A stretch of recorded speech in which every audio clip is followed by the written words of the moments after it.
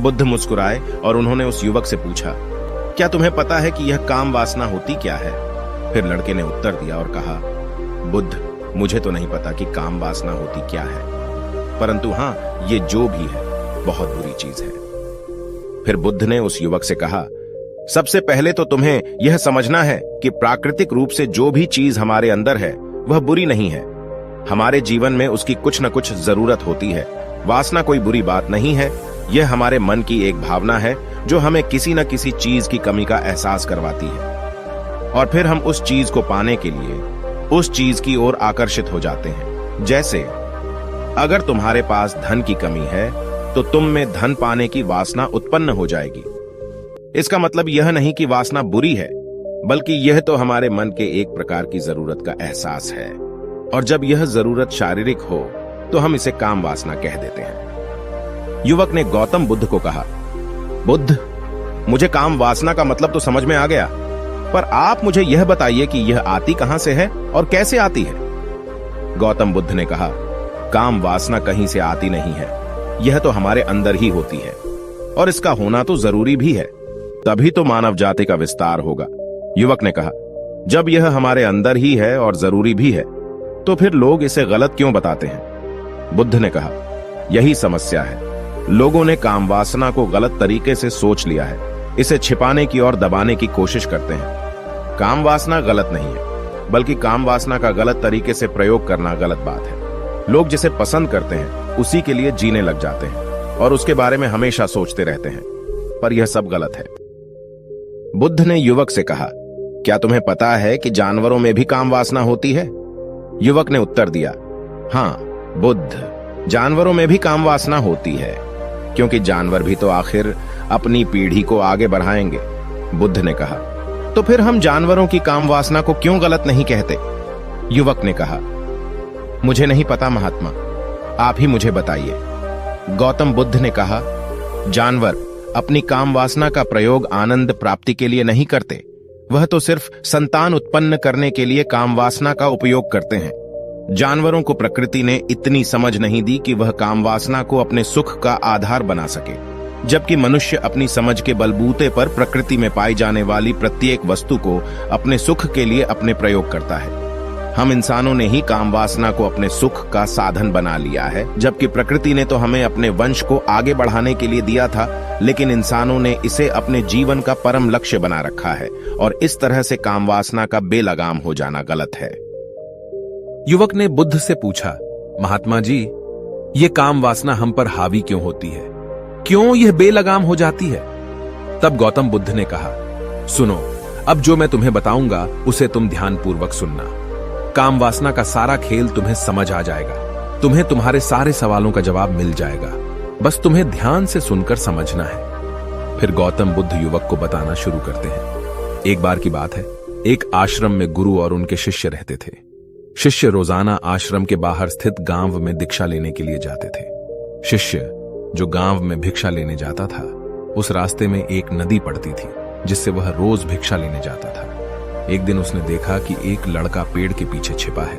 उसने लड़के के पास जाकर पूछा, भाई, तुम इस पेड़ के पीछे छिपकर क्या देख रहे हो? लड़के ने कहा, अरे तुझे नहीं दिख रहा क्या कि मैं क्या देख रहा हूं? तब शिष्य ने नदी की तरफ देखा तो वहां पर कुछ लड़कियां पानी भर रही थी। लड़कियां 14-15 साल की होंगी। तब शिष्य ने लड़के से कहा, अरे भाई, वहां पर तो लड़कियां पानी भर रही हैं, इसमें छिपकर देखने वाली क्या बात है? तब वो लड़का शिष्य की तरफ देखकर उससे कहता है, अरे पागल, तुम्हें दिखाई नहीं दे रहा क्या कि मैं क्या कर रहा हूं? वह परियां कैसे नदी से पानी निकाल रही है, जरा उनकी अदाओं को देखो, उनके कोमल शरीर को देखो, उनकी पतली कमर मटके को उठाते समय कैसे बल खाती है, और उनके बाल उनकी कमर पर कैसे लहरा रहे हैं, मानो सुंदरता बिखरी पड़ी हो। शिष्य फिर नदी की तरफ देखता है और इस बार वह देखता ही चला गया। अभी तक तो उसे कुछ भी नजर नहीं आ रहा था और वह बिल्कुल निर्भय था। उसे किसी बात का कोई डर नहीं था, लेकिन अब वह छुपने लगा और उन लड़कियों को देखने लगा जैसे उसने कोई अपराध कर दिया हो। और जब वो छुपकर उन लड़कियों को देख रहा था, तभी वो अंदर से कांप गया और उसने कहा कि यह मैं क्या कर रहा हूं?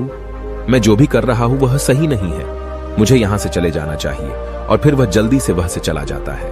फिर वह आश्रम पहुंच जाता है। आश्रम जाकर वह अपने कार्यों में लग गया, लेकिन जो अभी वह देख कर आया था वही उसकी आंखों के सामने बार बार आ रहा था। उसके मन में वही दृश्य चल रहा था। उसका मन वही सब कुछ देखने के लिए ललचा रहा था। उसका किसी भी काम में मन नहीं लग रहा था। सुबह होते ही वह रोज भिक्षा के लिए आश्रम से जल्दी निकल जाता और नदी के पास वाले पेड़ के पास जाता, जहां वह लड़का पहले से मौजूद रहता था। उसके साथ मिलकर लड़कियों को छुप कर देखता था। अब वह रोज ऐसा करने लग गया। उसका मन अब किसी भी काम में नहीं लगता था। वह हमेशा किसी न किसी प्रकार के विचारों में उलझा रहता था। वह आश्रम के कार्यों को भी ठीक ढंग से नहीं कर पा रहा था। न वह ठीक से सो पाता था और न ठीक से खाना खा पाता था। उसका मन बेचैन सा रहता था। उसका मन बार बार उन लड़कियों के सौंदर्य को देखने के लिए ललचाता था। जब गुरु भिक्षा देते तब भी उसका मन कहीं और विचारों में खोया रहता था। गुरु ने अपने शिष्य की इन हरकतों को देखा। तब एक दिन गुरु ने शिष्य को अपने पास बुलाया और कहा, आज से मैं भी तुम्हारे साथ भिक्षा मांगने चलूंगा। तुम और मैं साथ साथ भिक्षा मांगने चलेंगे। तभी शिष्य ने गुरु को मना करते हुए बोला, नहीं गुरुदेव, आप परेशान क्यों हो रहे हो? मैं अकेले ही ठीक से भिक्षा मांग सकता हूं। गुरु ने शिष्य से कहा, ठीक है, तुम अकेले ही भिक्षा मांगने जाओ। इसके बाद शिष्य भिक्षा मांगने निकल गया। शिष्य के जाने के बाद गुरु भी आश्रम से निकल गए और शिष्य का पीछा करने लगे कि वह कहां जाता है, किससे मिलता है। यह सब देखने के लिए उसके पीछे पीछे चलने लगे। थोड़ी दूर जाने के बाद गुरु ने देखा कि उनका शिष्य एक लड़के के साथ एक पेड़ के पीछे अपराधी की तरह छिपा हुआ है और छिपकर कुछ देख रहा है। गुरु भी अपने शिष्य के पीछे जाकर खड़े हो गए, यह देखने के लिए कि आखिर उनका शिष्य क्या देख रहा है, जिसके लिए वह पेड़ के पीछे अपराधियों की तरह छिपा पड़ा है। गुरु ने देखा कि उनका शिष्य पेड़ के पीछे छिपकर लड़कियों को देख रहा है जो नदी से पानी भर रही है। तभी गुरु ने शिष्य से कहा, क्या तुम लड़कियों से भी भिक्षा लोगे? गुरु की आवाज सुनकर शिष्य का मन घबराया और उसके पसीने छूटने लगे। वह थर थर कांप रहा था, जैसे किसी चोर को पकड़ते समय रंगे हाथों पकड़ लिया हो। उसकी हालत खराब हो गई। वह कुछ भी नहीं बोल पा रहा था। वह लड़का जो शिष्य के साथ था वहां से भाग गया, जिससे शिष्य और भी घबरा गया था। उसके मुंह से कुछ टूटे फूटे शब्द ही निकल रहे थे। वह अपने गुरु से भी नजर मिलाने का साहस नहीं कर पा रहा था। गुरु ने शिष्य की ओर देखा और कहा, मेरा शिष्य तो निर्भय है, उसे तो किसी भी चीज का डर नहीं है, लेकिन ये क्या, तुम तो डर के मारे कांप रहे हो। शिष्य ने गुरु से कहा, मुझे माफ कर दो, इसमें मेरा कोई दोष नहीं है। उस लड़के ने मुझे बहका दिया था, लेकिन मैं आपसे वादा करता हूं कि आज के बाद मैं कभी दोबारा ऐसा नहीं करूंगा। मुझे माफ कर दो। गुरुदेव ने कहा कि कोई बात नहीं, पर इस बात का तुम ध्यान रखो कि हम जैसी संगति करते हैं वैसा ही फल हमें प्राप्त होता है। हम जैसे संगति करते हैं उनके विचार हमारे अंदर प्रवेश करते हैं। इसीलिए अच्छी संगति करो ताकि तुम्हारे अंदर अच्छे विचार प्रवेश करें।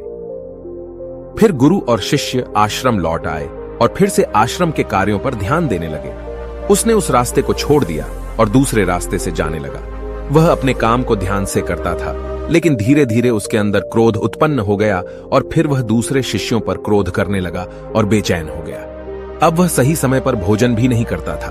वह भोजन भी बहुत कम खाता था। एक रात गुरु शिष्य के पास आए और उससे बोले कि तुमने मुझसे वादा किया था कि तुम अपना मन नियंत्रण में रखोगे। अब तक तुमने कितनी बार अपना वादा तोड़ दिया। यह सुनकर शिष्य अपने गुरु के चरणों में गिर गया और रोने लगा। रोते रोते ही उसने गुरु से कहा कि गुरुदेव, मैं कहीं बार अपना वादा तोड़ चुका हूं, फिर वादा कर लेता हूं, लेकिन हर बार मैं वादा तोड़ देता हूं। मेरा मन मेरे नियंत्रण में है ही नहीं। मैं बहुत कोशिश करता हूं कि मैं अपने मन से सारे बुरे विचारों को निकाल दूं, लेकिन मैं चाहकर भी ऐसा नहीं कर पा रहा हूं। फिर गुरु ने शिष्य को कहा, चलो मेरे साथ। गुरु शिष्य को आश्रम के बगीचे में लेकर गए और शिष्य से कहा, देखो यहां पर कुछ नालियां बनी हुई है जिससे नदी का पानी इन पौधों तक आ रहा है और यह पानी निरंतर भाव से बह रहा है। क्या तुम इस पानी के बहाव को रोक सकते हो? शिष्य ने कहा, हां गुरुदेव, मैं इस बहाव को रोक सकता हूं। फिर शिष्य ने मिट्टी उठाकर उस नाली के छोर पर डाल दी। वह पानी थोड़ी देर के लिए रुक गया और फिर थोड़ी देर बाद उस रेत के ऊपर से पानी आया। गुरु ने शिष्य से कहा, अरे ये क्या, ये पानी तो रुका ही नहीं। फिर से उसने कुछ कंकर